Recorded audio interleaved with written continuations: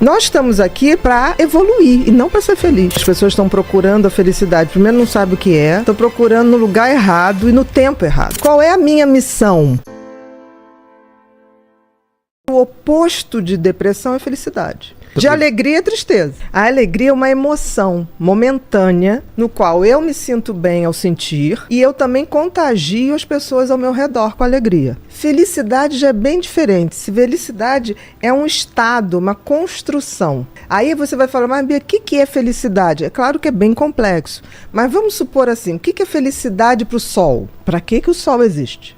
Para iluminar, para aquecer, para gerar vida. O que é felicidade para uma macieira? Dar frutos. Agora, qual o propósito do ser humano? Porque assim, nascemos todos humanos. Agora, virar ser humano é um processo de construção. Tanto que eu digo no livro que felicidade é verbo. Porque você tem que praticar. Você aprende a descobrir o seguinte: se o sentido da vida do sol é aquecer, o sentido da vida da macieira é dar maçã, qual o sentido da minha vida? Porque o grande problema do ser humano é que ele se esquece que ele é um ser como um outro qualquer. Nós estamos aqui, por exemplo, para evoluir e não para ser feliz. Então, no momento que eu coloco assim, qual é a minha missão? E eu trilho o caminho para chegar nessa missão, eu estou sendo feliz. Eu estou gerando o que a natureza espera de mim. Tanto que as coisas inúteis acabam com o tempo. A natureza não suporta inutilidade. Por exemplo, as coisas que são concretas e verdadeiramente feitas de boa intenção, elas quase são eternas. Tem um ditado que diz assim: todo mundo teme o tempo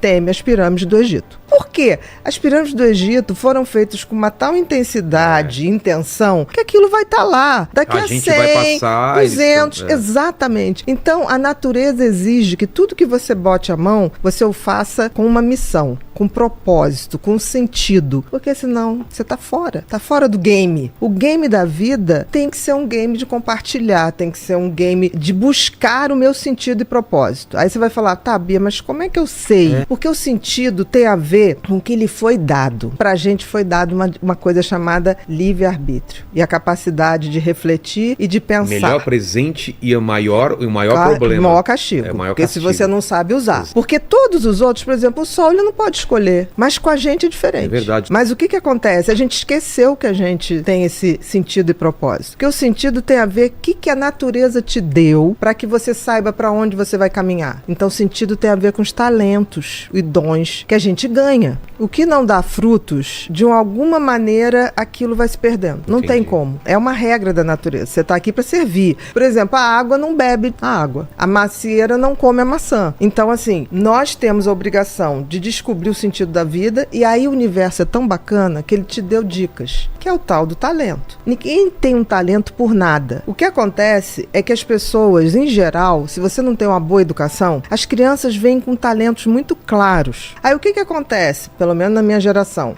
Não, isso aqui não faz desenho não, que não agora você tem, não vai dar dinheiro. Não, isso você não faz. Hoje as coisas estão mudando, porque tudo é capaz de gerar dinheiro. Então, no sentido, se você tem uma educação legal e detecta no teu filho desde muito cedo qual é o sentido da vida dele, que é exercer aquele talento, exercer aquele dom, aprimorar, receber outros e tocar à frente. Agora, e o propósito? O propósito é quando eu pego isso para transformar a minha vida numa pessoa melhor e também depois eu compartilho. Então, quando eu pego o sentido e compartilho, aí eu atinjo a glória da vida. É a tal felicidade. Não podemos esquecer que nós somos seres sociais. Então, nós nascemos para atingir o outro, para nos conectar com o outro. Nossa. Isso está no nosso DNA. Por isso que a gente tem empatia. Então, assim, e a gente vive hoje, você falou das pessoas postarem tudo. Eu queria crer que as pessoas postavam, tipo assim, não deixa de ir nesse lugar. Isso é uma coisa. Hoje existe grande parcela das redes sociais que postam para causar inveja no outro. E isso é triste. Tanto que uma das coisas que eu acho que afasta muito a gente dessa condição de ser humano, de compartilhar, é a tal da ostentação. A gente vive numa sociedade em que você está valendo pela grife que você usa. Então, assim, existe hoje um movimento de massa, e isso é muito ruim, onde as pessoas estão se iludindo. O Freud dizia uma coisa que era mais ou menos assim, não vou lembrar da frase, ele dizia assim, as pessoas não querem a verdade, as pessoas querem a mentira. A massa nunca teve interessada na verdade. Mas ela não vive sem ilusão. O que a gente vive hoje, talvez eu digo que as pessoas estão procurando a felicidade. Primeiro, não sabe o que é. Estão procurando no lugar errado e no tempo errado. Porque assim, você só tem como ser feliz aqui e agora. Todo o resto não existe. O tempo que a gente tem de relógio é uma abstração. O tempo é uma entidade tão mequetrefe que ela não se sustenta. O que eu venho aqui, o espaço, eu venho aqui, eu posso vir aqui. Ponto. Mas nunca voltarei no mesmo tempo.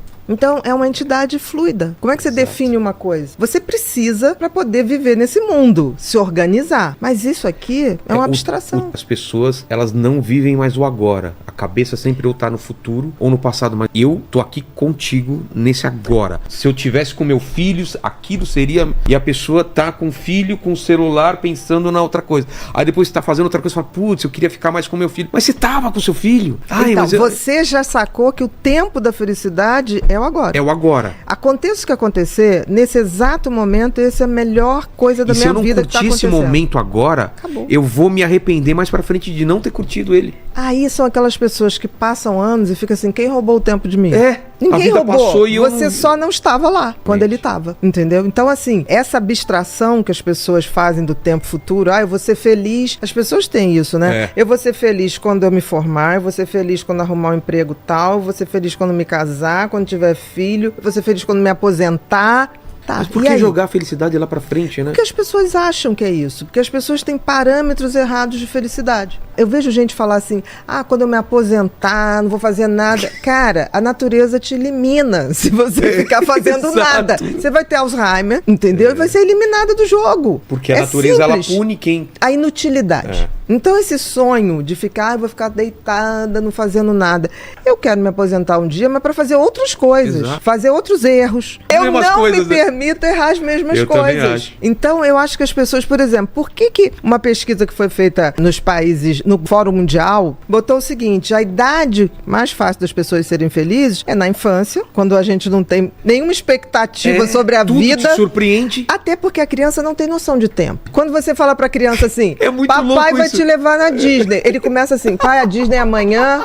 Pai, quando é que é dezembro? E quanto mais ansioso, mais obsessivo a criança fica. Então, ele vive o momento imediato.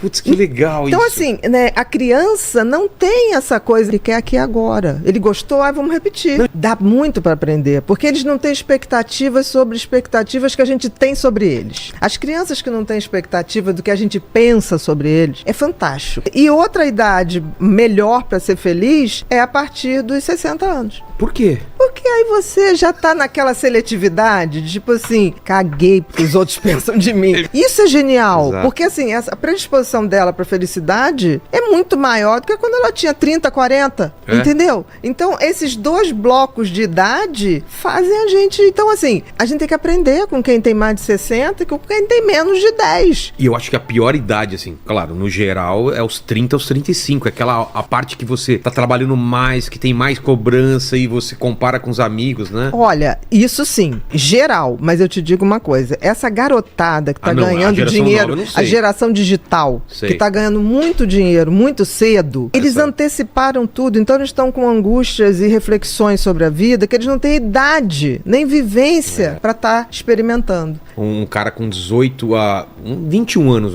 e é um sucesso na internet. Imagina, o cara tem que lidar com muita grana, com muita gente interesseira. Com cobrança, porque um dia ele tá aqui, aí outro dia cai os números, todo mundo cobra, fala, cara, você tem que fazer mais conteúdo. O cara não consegue. E aí você vai ver que no fundo não é o dinheiro. Chega uma hora que ele tá viciado na aprovação. E aí ele não tem essa maturidade, que é tipo assim, gente, eu lamento, não sou anonimidade, nem serei. E não é à toa que essas grandes personalidades, você vê, esses jovens do mundo digital, eles vão fazer grandes depressões. E muito cedo. Nem todo o dinheiro do mundo vai te dar felicidade, nem toda a fama do mundo vai te dar isso. Senão não teria vários também atores e cantores. Não precisa nada. Hoje em dia a gente tá muito assim, quando morre agora alguém, né, muito famoso, bota assim, a assessoria não quis comentar a causa da morte. A gente logo pensa, muito provavelmente, que a pessoa suicidou. Teve muito essa justificativa. E talvez a única culpa seja onde essa pessoa capotou em se perder do seu sentido e propósito. E é tão interessante que quanto mais a gente tem autoconhecimento, quanto mais a gente tem conhecimento da espécie humana, da história da humanidade, que é tão cíclica, né? Eu vejo gente sofrendo por momentos históricos, eu falo, isso vai passar. Porque já passou. A gente já viveu a Idade Média. A gente já viveu guerra. Isso tudo se repete. É uma onda de repetição. Então, eu acho que a idade, quando você junta autoconhecimento com conhecimento, você tem uma bagagem que você olha e fala assim, isso já aconteceu, né? E só está mudando o tempo.